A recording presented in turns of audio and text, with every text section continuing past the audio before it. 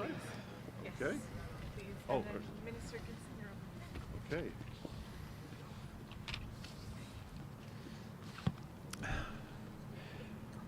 Hey everybody, ready to go?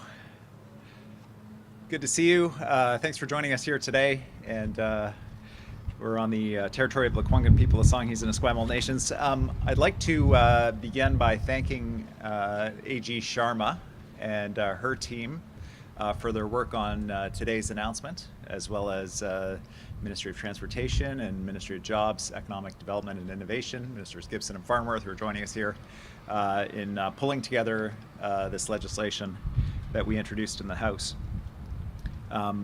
Their teams, our government, is working tirelessly to stand up for British Columbians in this uncertain time. Now, I know we're angry, and we're worried and we're anxious as British Columbians, as Canadians, about the unpredictable and chaotic actions of the president as he works to apparently try to collapse the US economy and bring Canada with it. And we can't stand by as we know that he is going to continue to bring out unpredictable executive orders, directions that include direct attacks, not just on Canada, but on now the European Union, on other countries around the world. For our part, our job is to protect BC jobs, protect BC families, and part of doing that work needs to be that we have the tools to be able to respond as quickly as the changes are coming from Trump. He has no regard for the chaos that he's causing, because we feel this is part of his strategy to hurt the Canadian economy and to force us into his vision of annexation to the United States of America, redrawing our borders and access to our water. Well, that's not going to happen. We're going to control our own destiny, and we will never be the 51st state. We're a proud and independent country. We're going to make our own decisions. We're not waiting. We're taking action on all fronts to respond to U.S. threats. Most recently, you will have seen that BC Hydro no longer offers rebates for equipment produced by Tesla, as well as Tesla electric vehicles. We are responding. We've taken all of the alcohol off the shelves in BC. We've issued directions around what to buy to Crown corporations, health authorities across government, and we will do more. We're diversifying our markets. We're leading the conversation on internal trade across Canada, as British Columbia always has. We're continuing that proud tradition of pushing nationally. And we're bringing people together to grow our economy here in BC and grow our Canadian economy, supporting national efforts as well. What is clear is that we are stronger together as a country responding to this threat. Living with the Americans is like the senior Trudeau said, it's like living beside an elephant, sleeping beside an elephant. It's a big, powerful country, and every twitch affects us. And right now, the beast is coming at us full speed. So we got to stick together. In that context, we've introduced legislation today in the House, a bill that we hope will pass with the full support of the legislature. It does a few things. It responds to the escalating nature of the threats that we've seen. Just this week, the U.S. pulled out of our discussions on the future of the Columbia River Treaty. This is a treaty that was signed in 1964 that talks about how British Columbia works with the U.S. to prevent floods, how we share the electrical generation capacity of the massive dams that were constructed, and how we manage the river. The modernization of this treaty to protect salmon, to ensure that we're maximizing the benefit of electricity, but also recreational values in the Kootenays, communities that were very affected when these dams were built. Those discussions were put on pause this week. And so as this happens, and as things continue to escalate with the United States, one thing is clear for British Columbia: we can never leave ourselves again to be in the position of being at the whim of one person in the White House. We have to move faster, and we have to be incredibly nimble to respond to the escalating situation. So the legislation that we introduced does those things. It gives us a new tool to respond to the threat of a 25% across-the-board tariff against Canadians and against British Columbians by allowing government to impose tolls on commercial vehicles bringing goods from Washington State through to Alaska. It allows us to ensure we're buying BC and Canadian products, and products, frankly, and services from anywhere else except from the United States for our core government purchases. This reflects about $600 million in annual purchasing, at least.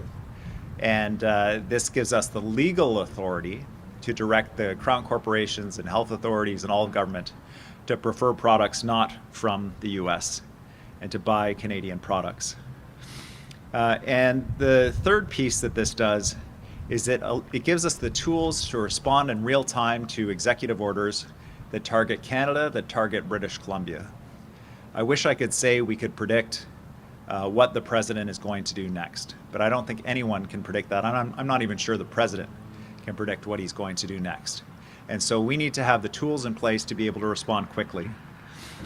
This is a significant piece of legislation in that it gives regulation-making authority to government that does not require it to go through the legislature immediately. And so given the unique nature of these powers, it's important that there are checks and balances in place, and I'm going to ask the Attorney General to walk you through what those are. One of the things that's really important for me is to underline how important it is and how much we understand the person-to-person relationships that we have across the border with our friends, the American people. I recognize, and we all recognize, that the American people are not the president. These are different things. And I've been receiving many, many letters in my office from Americans who are apologizing for the actions of the president, who are expressing their support for British Columbia and for Canada and their appreciation for our relationship. And they're standing with us. Just today, representatives from the European Union put up a video supporting Canadians. We're seeing that support show up in surprising and wonderful ways. For the Americans, as a gesture and as a reinforcement of what I truly believe, which is that this is one man, this is not Americans, reached out to Governor Ferguson in Washington and invited him to come up to British Columbia. The governor has agreed to come up to visit, to express his support for our relationship, and we're working on dates right now. We can work together despite the trade war that the president has brought to us. We didn't want it. We didn't sign up for it, but we're not going to back down. We're going to fight back, elbows up. And I say that recognizing that my default elbow setting is already pretty high. We're going to make a better future for ourselves. There's nowhere else I'd rather be in the world to face down this threat, and the world is facing the threat from the president, than right here in British Columbia. We've got everything we need to be successful here, and now we have some legislative tools to ensure that we realize that potential and we find a path forward where we stand on our own 2 feet. Thanks very much.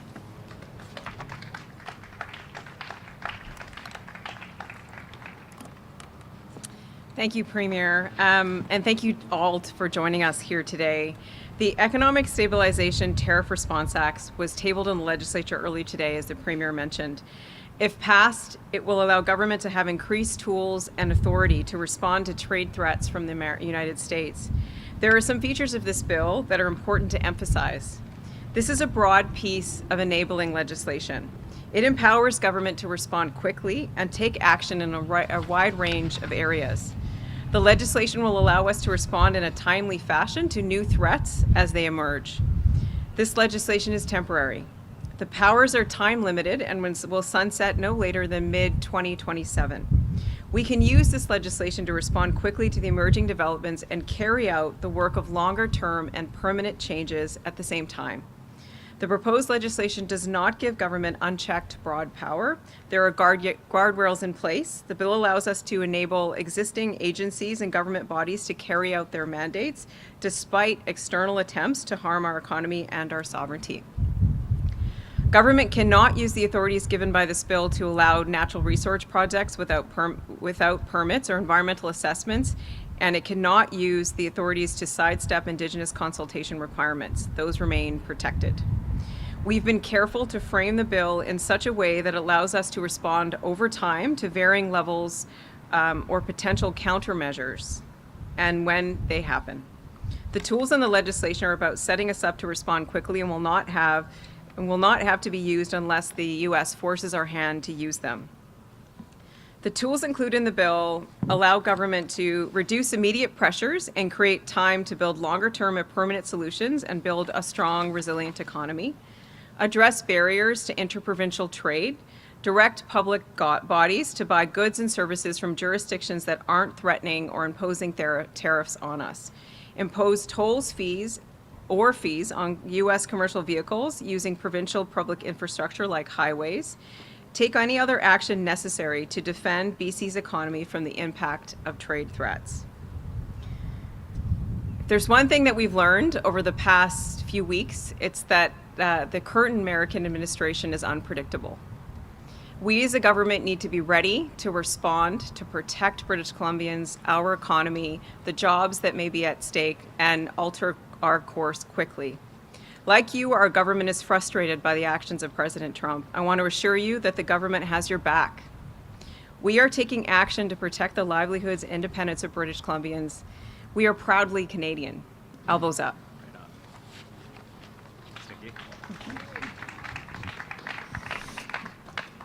Happy to take questions from our friends in the media here today. Reminder to callers on the line to press star 1 to enter the queue. We'll start with Richard Zussman, Global News. Premier, as the Attorney General mentioned, there are pretty wide sweeping powers in here. You mentioned that as well, but specifically around fees for those who could be going to Alaska. Could this also impact people going to Point Roberts, that goods moving from Washington State to Point Roberts through BC would be hit with this fee? And what are we talking about in terms of how much, and at what point do you actually put something like this into play? The Attorney General described this as enabling legislation, and what that means is that it gives government the authority to do something, to bring it into force through regulation. You know, for people at home who are watching this and there's a threat of 25% tariffs on everything one day and now 25% on steel and aluminum, and there's a special investigation into lumber coming from Canada for additional tariffs. And you know, today there was a 200% tariff proposed by the president on his Twitter network about EU alcohol products. The threats are all over the place. It's hard to know what will actually show up. This gives us the tool to respond when he takes those actions to hurt Canada.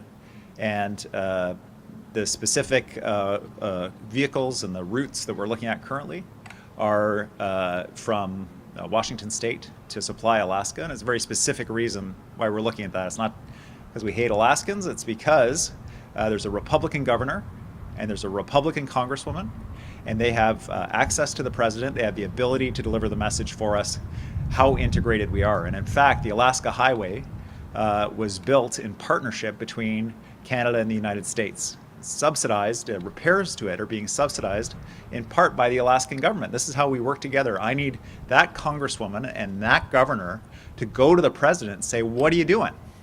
And so we're looking at tools that minimize the impact on British Columbians and maximize the impact on Americans, especially those Americans who can send a message to the president.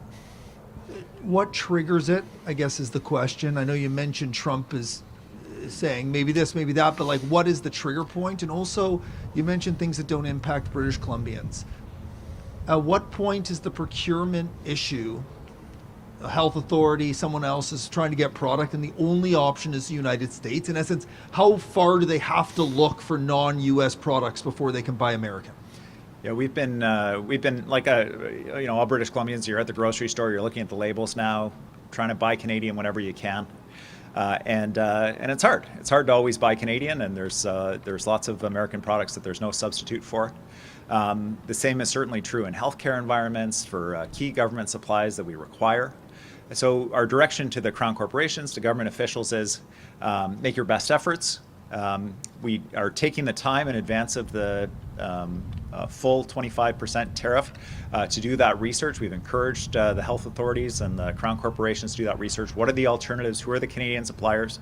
We're engaged in conversations across Canada. How can we all pitch our buying power together, for example, around medical supplies, so that we can buy from a single Canadian medical supplier and not be at the whims of international medical equipment suppliers? These are the kinds of pieces of work that are happening right now to minimize our dependence on the United States and to access other distributors, other products. Next, we have a question from Rob Shaw, Check News. Premier, the last part of this bill seems to give you extraordinary powers to do a lot of different things without the legislature. And I'm wondering why you can't just do them through the legislature, keep it running, get it done. You've got a majority government. And when you say we're not going to be at the whim of one man at the White House, have we not set up a system here where the government's sort of at the whim of you, and that he's going to be signing executive orders in the Oval Office, and then we flip to you signing executive orders in the Premier's office, and two democratic systems are bypassed for leaders' orders? Yeah, not at all, Rob. The bill actually requires these orders in council, these regulations, to come to the legislature, to be ratified by the legislature. It also, as a whole, sunsets within a 2-year period. The scenario I want to invite people to consider is one in which the United States rips up the Columbia River Treaty and shuts off access to the common entitlement of electricity between Washington State and Canada. We will have to take some pretty dramatic actions in a very short period of time. It's crucial that whatever the emergency is that the president incurs upon Canada in an effort to damage us, that we're able to respond quickly to minimize the damage.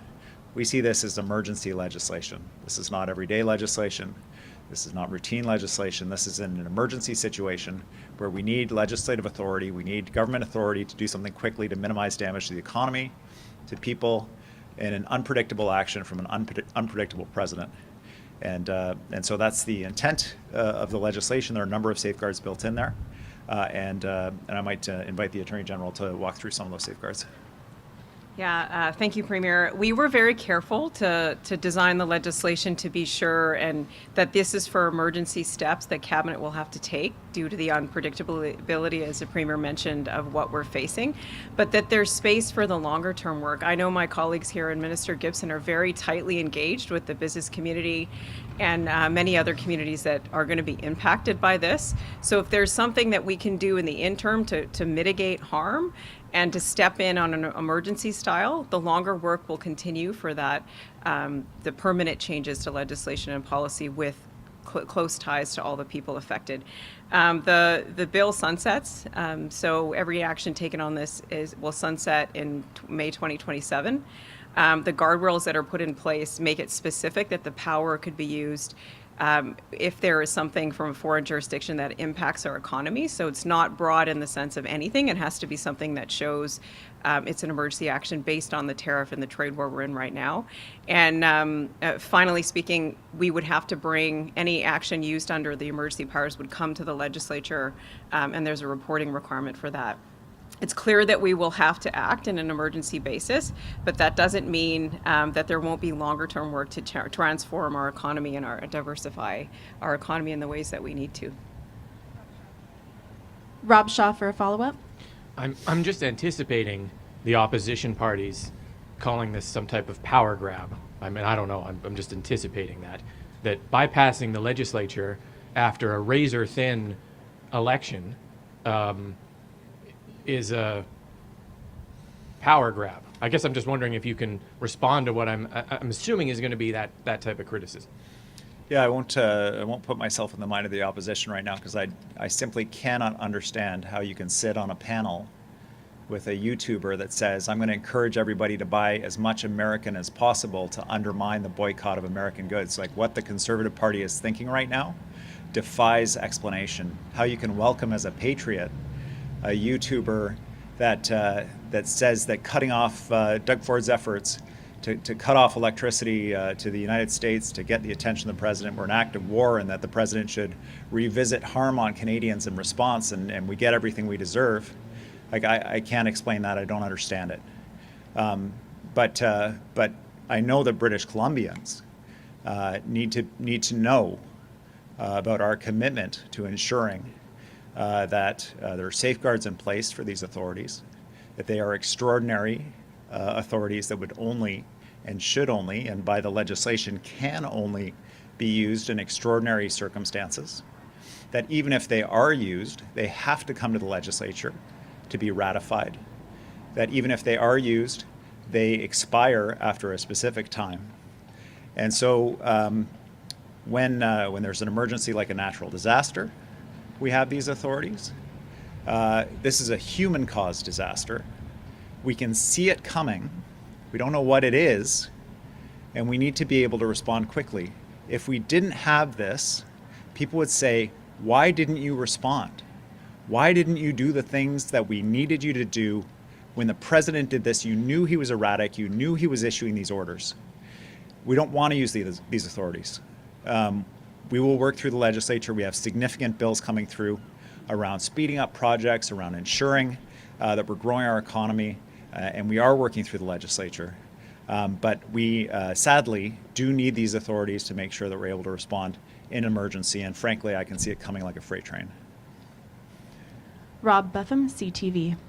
Well, hi, Premier. I wanted to get your thoughts on the opposition. The Conservatives introduced that bill about daylight saving time. They say we're talking about elbows up, but we're still following the Americans' lead.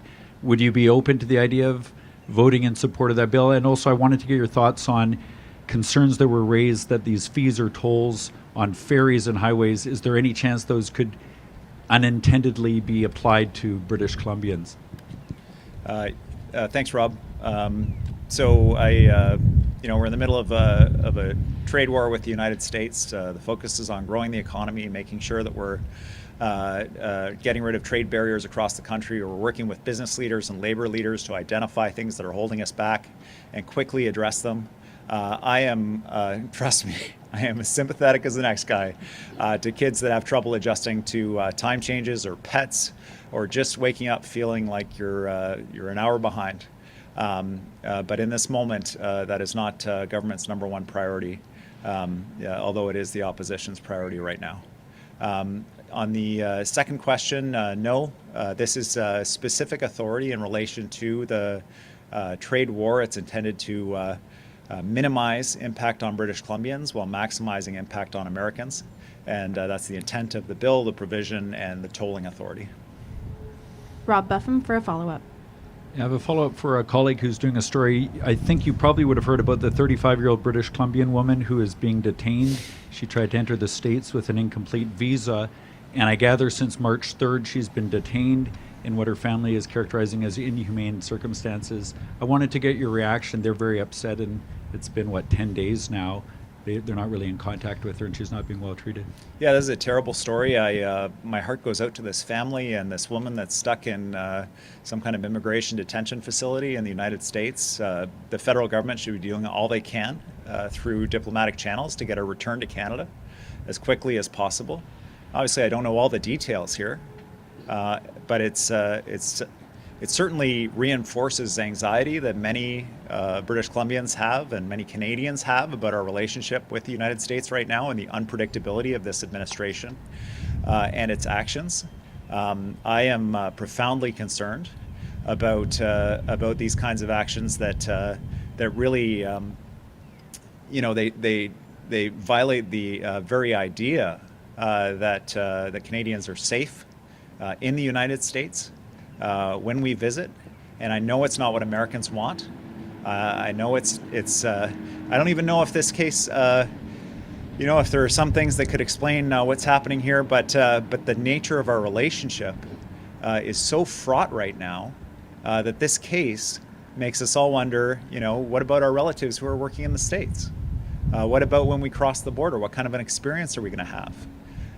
The harm that this does to the U.S. economy through impact to tourism, impact to business relationships, impact to people who are seeking visas to work in the United States who have special skills that they can't get anywhere else. It is reckless, the approach of the president, and this woman should be brought back to Canada as quickly as possible.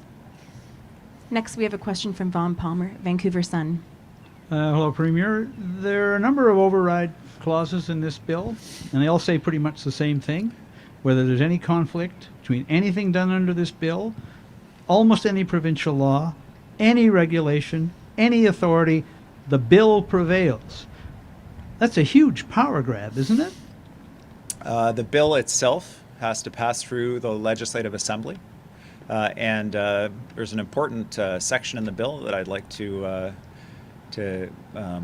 underline just so the British Columbians are aware that it's in there. The first 5 sections of the bill cause us to recognize a consumer product that's made anywhere in Canada as good enough to be sold in British Columbia. A service that can be offered to anyone anywhere else in Canada is good enough to be offered in British Columbia. I'll just give you one example.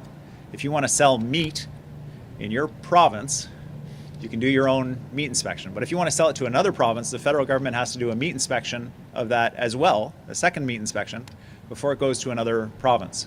So for farmers in British Columbia who want to sell to Alberta or Ontario, they're restricted from doing that.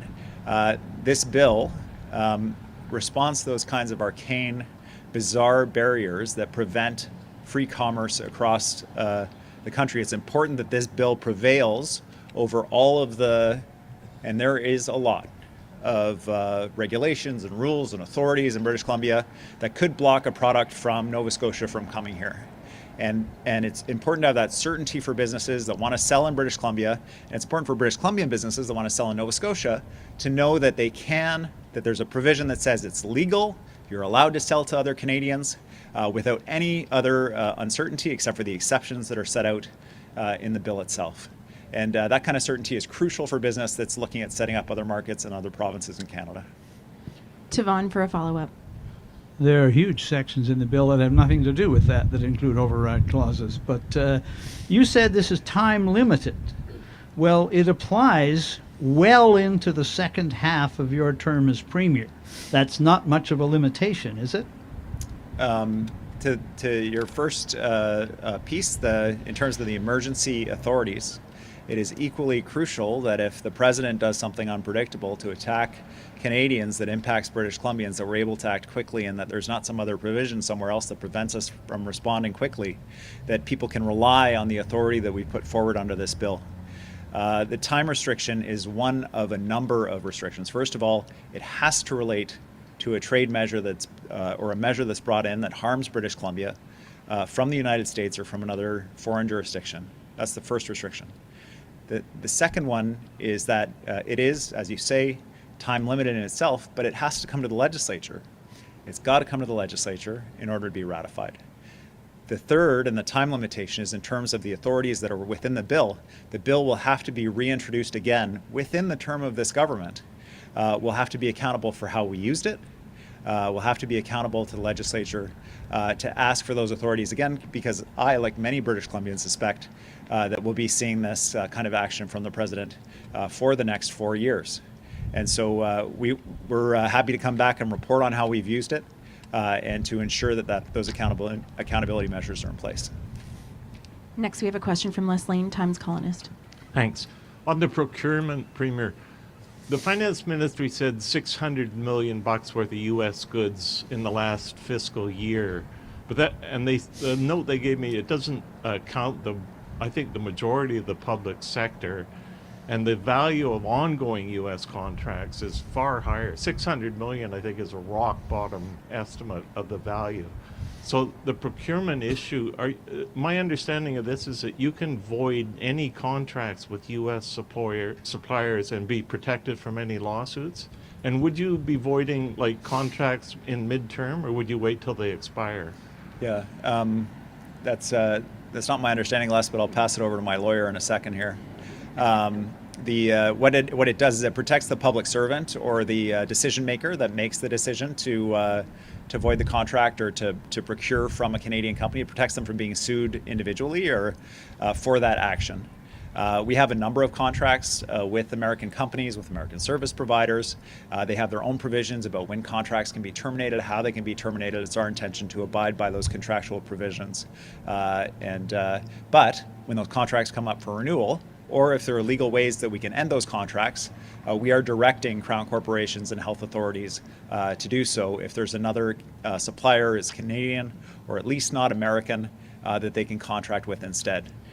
We did stay away from school districts, from the university sector, colleges, and so on. They will likely be local governments. They'll likely be pursuing their own decisions around procurement. This was really around the core government functions. And so it's my hope that this will be a significant boost for Canadian businesses and local businesses, as well as a significant message to the United States. Les for a follow-up. You and the other premiers and the Prime Minister are meeting routinely through this. How many other premiers or the Prime Minister are going to look at this bill and say, that looks like a really good idea? Well, I hope all of them, especially the first 5 provisions that relate to interprovincial trade. Because if we can tear down those interprovincial trade barriers, we'll be way further ahead as a country and we'll be able to grow our economy despite the U.S. tariffs. And the other reason why I hope they look at it is because each of us has those little pieces that can send a strong message to the U.S. Each province has an agreement with the U.S. or U.S. products transit through, or they provide a service to the U.S. It's all been part of being good neighbors over the years that these kinds of relationships have evolved, but they're very particular to each province. And so my hope is that we're all able to identify those, they're called technically non-tariff measures, but they're just these kinds of responses like a toll on the trucks going to Alaska that they can identify in their provinces and territories that are going to provide that pressure in the event that the president does ultimately put that 25% across the board tariff on us. Next, we have a question from Wolf Deppner, Black Press. Yeah, good afternoon. Thank you for taking my question. Premier, if I understood things correctly, the reporting requirement to the legislature will happen only after you've taken any actions, correct? But I want to focus on the section of the bill that speaks of anticipated economic challenges to British Columbia. The definition of an anticipated economic challenge and who decides whether an economic challenge is anticipated? Thank you. You know what, I'm going to pass this over to my lawyer, Wolf. Yeah, thank you. Wait for this to get down. So when we designed the guardrails on the use of that power, we were looking at it in terms of anticipating when and what circumstances it would be used in really unpredictable circumstances. So if there is a potential impact to our economy through a tariff measure or something that disrupts jobs, whether it's the Columbia, also as broad as something like the Columbia River Treaty is written up, and we have to step in as cabinet in an emergency way to protect part of those economies or protect part of those businesses through any regulatory power that we may need. It gives us the ability to do that on an emergency basis. And also the bigger work of transforming our economy will happen at the same time. So it is in the event that there is an ability through our legal tools to protect something that is at stake in our economy through basically the actions of the foreign government of America. So it gives us that scope and ability to step in extraordinary times. We needed these extraordinary powers. We probably will need these extraordinary powers to respond in a way that helps protect British Columbians. To Wolf for a follow-up. Thank you. So if I heard you correctly, this bill gives you the power to take preemptive actions in anticipation of any future challenges. But I want to sort of ask you about what in the bill would prevent your government from potentially nationalizing, for lack of a better term, a provincial industry. Thank you. Yeah. That's it. Thanks, Wolf. So the bill does require that there has to be anticipated harm to the BC economy. That's a standard that would have to be defended in front of a judge on judicial review, that there was a reasonable expectation that there was going to be harm caused by a foreign government to the BC economy And the harm that this is intended to be focused on is the president and his executive orders. The second part of your question about nationalizing an industry or expropriation or any kind of authorities like that.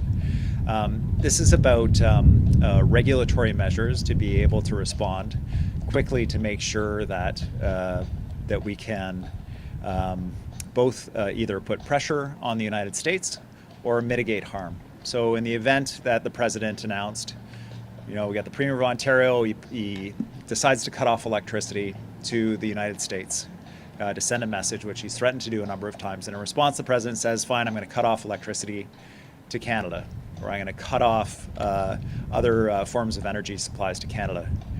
It would allow us to direct companies to ensure that energy flowed to industry in British Columbia, to direct hydro to take certain steps or give them authority to take certain steps to ensure that the lights stay on in British Columbia and that industry continues to be able to power up, to draw down reservoirs, to respond in real time. These are obviously nightmare scenarios, but unfortunately this is a nightmare and it's going to last 4 years, and we're going to be prepared for whatever comes. Katie DeRosa, CBC. Premier, the measures regarding the Tesla chargers, are those only for Tesla, or will they apply to other American manufacturers? And can you explain the reasoning of why you're taking that measure? Yeah, it's just for Tesla, and it's because of Elon Musk. Katie, for a follow-up. Apparently China is putting in huge tariffs on the fishery industry. That was brought up in question period today. Are there any measures to respond to those tariffs? And again, is that another example of trying to move away from markets because China is a major customer for BC seafood? Yeah, it's incredibly unfortunate that that we're now in a trade war on two fronts, and I'm urging the federal government to treat the tariffs from China the same way as from the United States. They're having impacts. They will have impacts on British Columbians, on their livelihoods, and to make sure that they're protecting British Columbians. I was on a meeting with premiers.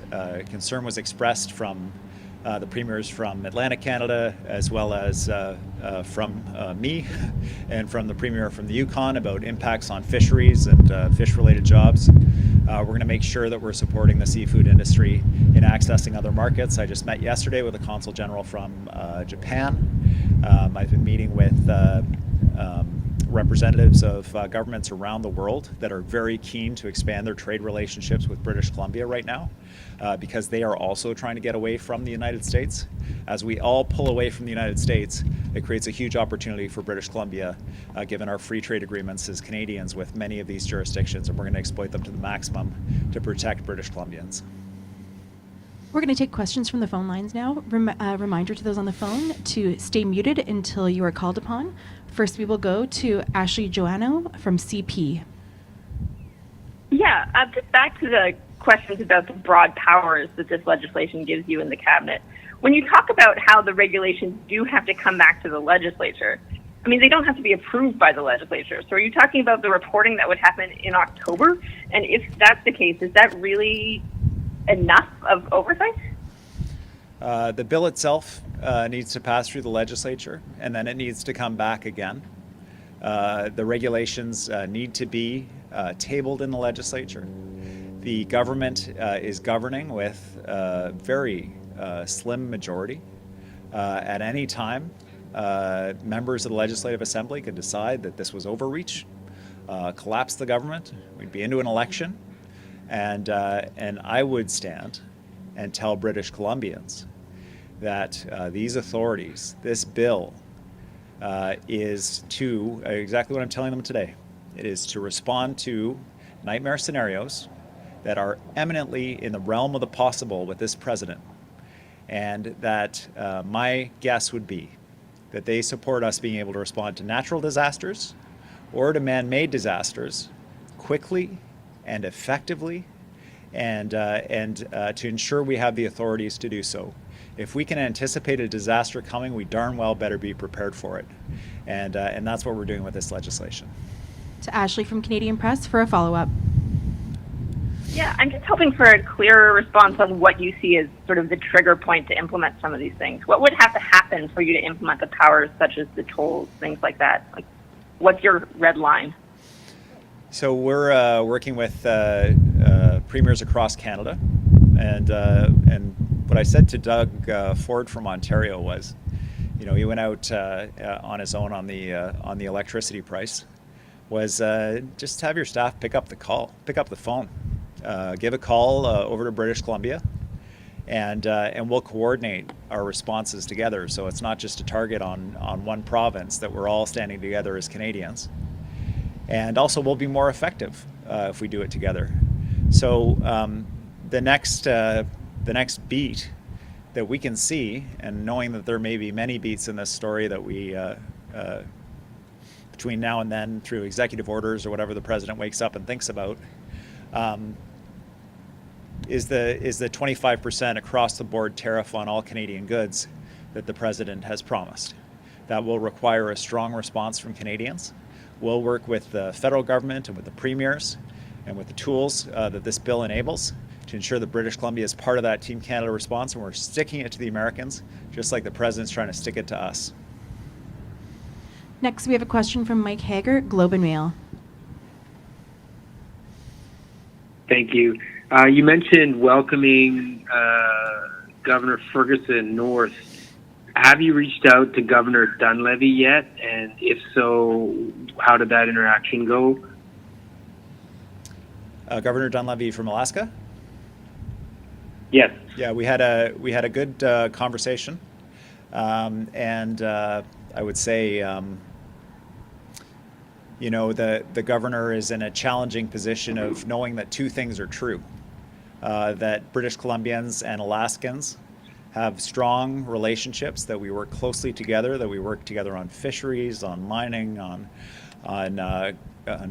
building the Alaska Highway and maintaining it, and also that he is a Republican and he is in the same party as the president, where the president and one of the richest men on earth, if not the richest man on earth, have threatened to primary and punish anybody who speaks out against the president's agenda. And so I would say that I did my best to present the importance of the ties between Alaska and British Columbia, the importance of the governor supporting those ties and speaking to the president about these things and advocating for them. He was receptive to hear that from me, but he didn't provide any assurance that he would be advocating for British Columbia, and I understand why. But we really need him to do that, and we need the Congresswoman to do that, and because they understand more than many Congresspeople and more than many governors the close ties between Canada and the United States. To Mike for a follow-up. Sorry, when was that meeting, and was he forewarned about the potential for these tolls? And then in terms of other non-tariff measures, are you considering tolling, say, rail exports that pass through Canada, or potentially marine? I don't know how those would work, but marine traffic coming from the States. And then how big a pool of other non-tariff measures does your government have in its backpack to unleash? Like, in terms of the potential impact, it seems like a very small amount of goods flow into Alaska from BC. So are there other non-tariff measures that you're withholding announcing, and how big could that impact be from those other measures?